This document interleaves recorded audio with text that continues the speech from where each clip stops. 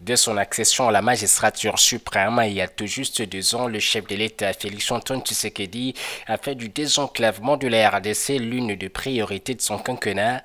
Cette promesse présidentielle se matérialise ici sur les tronçons Iziro-Huatia dans la province du Haut-Tuélé, long d'environ 380 km par la suppression de ces énormes bourbiers qui rendent cette route nationale numéro 26 impraticable depuis plus de 3 décennies. En vue de stopper ce calvaire de la population, c'est la Société Générale des ULA, Inter-Oriental Builders ainsi qu'Oriental Roads and Constructions International qui sont mises en contribution. L'enjeu est de taille pour ces entreprises qui devraient démontrer que le partenariat public-privé prôné par le chef de l'État est l'alternative crédible pour le développement de la RDC. Cette prouesse constitue en soi une jurisprudence pour le reste des provinces du pays.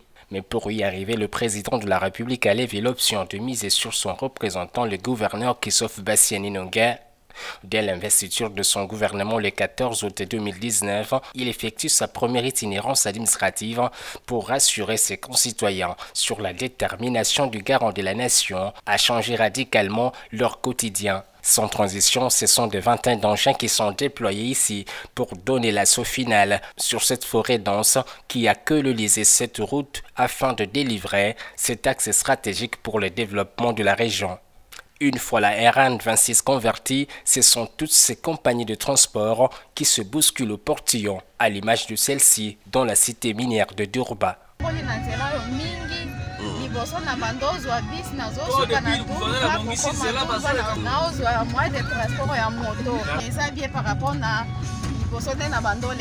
Ici, dans le chef-lieu du territoire du Huacha, cet autre bus tente de rattraper ce retard, en témoignage éloquent de cette renaissance. À environ 380 km de là, c'est la ville d'Iziro, la capitale provinciale, de nouveau fréquentée via ces tronçons, à la grande satisfaction de ses usagers. C'est vraiment une chose étonnante qu'on n'a jamais vécu ça ici à Iziro, de quitter Kampala jusqu'ici les mêmes jours. Nous sommes vraiment très ravis. Autrefois, on faisait même une semaine. Si le président de la République nous donne aussi des moyens de transport comme des Transco, ça peut être vraiment une très bonne chose pour nous ici. À quelques mètres de là, c'est un petit commerçant qui remercie également les autorités. Grâce à Papa Tshisekedi de Chilombo, président Yamboka, vraiment tout le monde est à Durba, ici au Kampala, Mkolomoko.